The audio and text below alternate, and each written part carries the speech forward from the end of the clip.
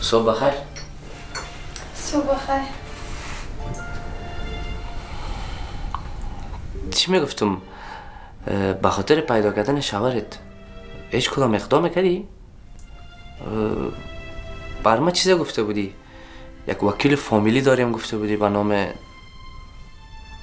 نامش از یادم رفت. وکیل فامیلی داریم گفتی، او برات کمک میکنه هیچ؟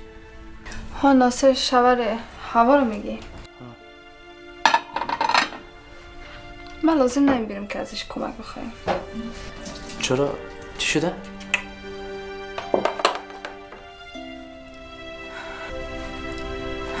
چیز خاصی نیست، مهم نیست. در موردش گپ نزنم بهتر است.